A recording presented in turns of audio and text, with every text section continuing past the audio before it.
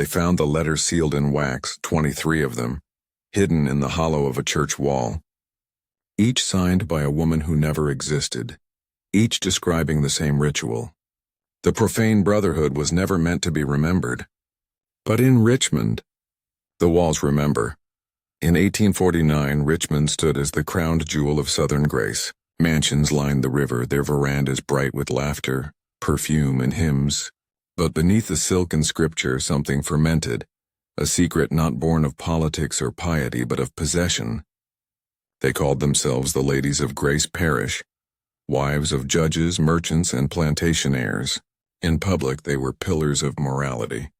In private, they gathered after dusk in drawing rooms heavy with wine and candle smoke, to whisper of the Brotherhood. No man outside their circle was permitted to know. No preacher dared question why their servants limped come morning. But behind those lace curtains, history's ugliest hunger took form, for these women had learned to twist scripture into sanction, to turn their loneliness into dominion, and to share what could never be, spoken of in light. The first whispers trace back to a pale blue mansion on Clay Street, home of Margaret Pembroke, widow of a tobacco magnate and the self-declared Mother Superior of the Ladies of Grace. Her parlor was a cathedral of contradictions. Ivory crosses beside empty goblets, psalm books flecked with dried wine. Visitors said she smiled too often, that her laughter came too quickly after prayer. But beneath her floors ran a passageway, brick and dirt, old as the city itself. Slaves said the tunnel connected to the ruins of an older church, one that had burned decades before. Margaret claimed it was only a wine cellar. But those who worked below whispered of chanting, of the sound of weeping men, and of a hymn that ended with a scream. Every Thursday the same carriages arrived. Every Friday, the same men limped through the fields, silent, glass-eyed, and marked by something they could never explain. The Profane Brotherhood, as later fragments would call it, was not a brotherhood at all, but a fellowship of women who claimed to purify their male slaves through ritual sin. It began as a mock sacrament, a parody of communion, but it grew into something older, darker, and more disciplined. They spoke of an entity that dwelt in the dust under the chapel, a figure called the Witness, neither angel nor demon, who promised absolution through transgression. The ritual always began with music, the same hymn reversed. Candles of tallow, a chalice of red wine and salt. Then, as one letter described, the body is offered, broken not by whip but by will, for he who suffers without name becomes the vessel of our freedom. Those who saw what happened in the parlor said the air shimmered, that the women's voices turned deep, hollow, echoing in ways no human throat could shape. In the summer of 1849, an overseer named Jonas Bell vanished from the Pembroke estate. His cabin was untouched, his tools left in place. His hound was found dead at the door, its eyes open, its jaw slack. When questioned, Margaret Pembroke only said, "He broke his covenant." A field hand claimed to have seen Jonas that night, walking barefoot toward Clay Street, shirt torn, mumbling scripture backward. The next morning, the church bells rang without hands to pull their ropes. The ropes themselves were damp with something that smelled of iron. Weeks later, the bells fell silent for good. And in the center of the churchyard, a circle of dead grass appeared, perfectly round, where no seed would grow again. Years after the war in 1872, workmen restoring St. Luke's Chapel discovered a hollow within its southern wall. Inside lay 23 sealed letters, each dated between March and November 1849. They were unsigned, but each bore the same insignia, a serpent coiled around a lily. The letters spoke of our sacred brotherhood, of nights where the spirit moved through flesh like fire through silk. The last letter, dated November 14th, ends abruptly. The witness is displeased. The vessels decay too quickly. He asks for more. He says the soil hungers. Below that, a single handprint, small, delicate, and burned into the page. No one ever identified the handwriting. But when archivists held the letters, they said the paper was warm. In the spring of 1850, a new name appeared in the diaries of the Pembroke household: Eleanor Wainwright, daughter of Reverend Samuel Wainwright of St. Paul's Parish. Eleanor was 19, devout, and known for her angelic singing voice. Within months of joining the Ladies of Grace, her demeanor changed.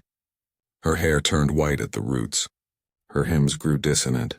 One evening she was found in the chapel, standing barefoot in the ashes of the communion table, whispering, "He walks beneath the river." 2 days later she was gone. The Reverend left Richmond soon after, preaching in Tennessee until his death. He refused to speak his daughter's name again. Rumor spread of gatherings where women read sermons backward, replacing God's name with the name of the witness. The air thickened when they spoke, as if the words themselves weighed too much for the room to hold. Those few who heard it said it sounded like thunder underwater, like something vast and buried was listening.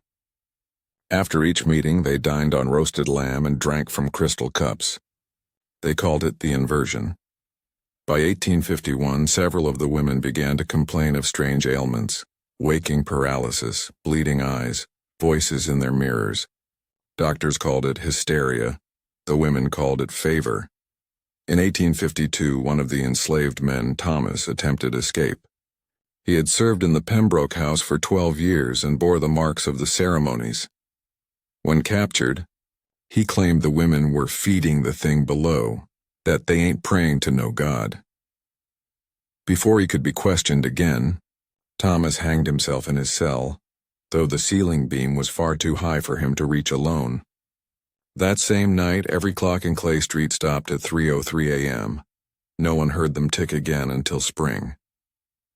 When the city expanded in 1860, construction workers unearthed a stone chamber beneath Clay Street, circular, lined with scripture carved backward. At its center stood a rusted basin shaped like a chalice. Inside, a lock of hair, a child's tooth, and fragments of bone no one could identify. The workers sealed it by morning.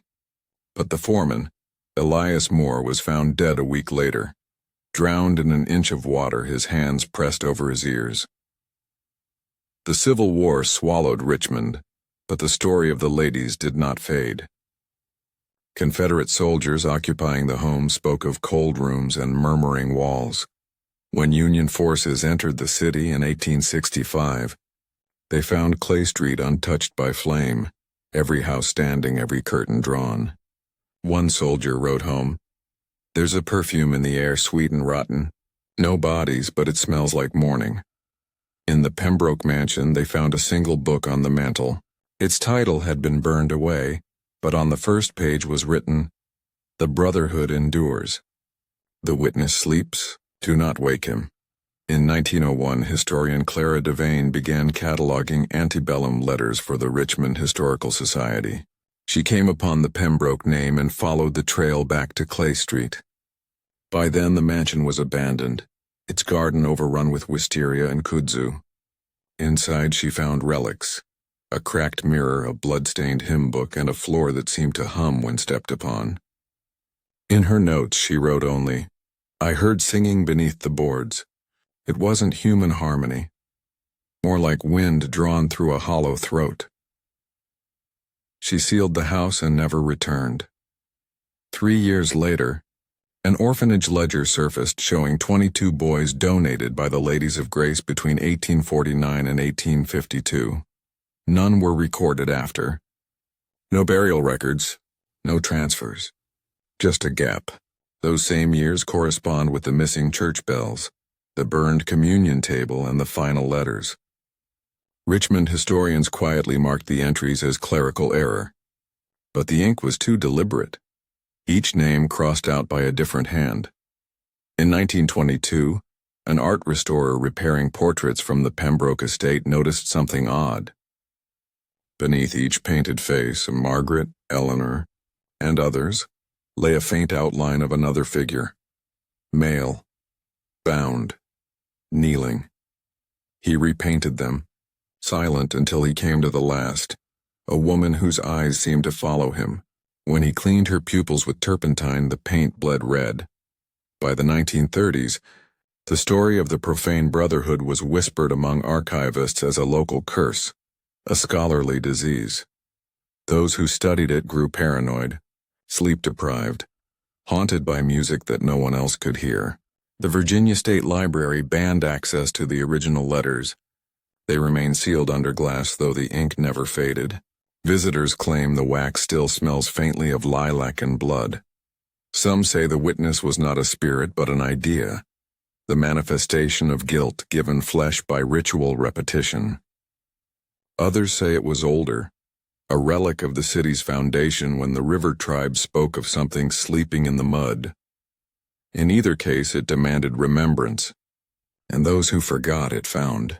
A newly uncovered auction ledger from 1849 lists 3 prime male servants sold to the Ladies of Grace for ecclesiastical service. Their names were Aaron, Moses, and Silas. None appear again in any census or obituary. Beside each name, a single word is written: returned. In 2003, a team renovating the Clay Street property uncovered the sealed brick passageway again. They found bones and be small, delicate, and intermingled.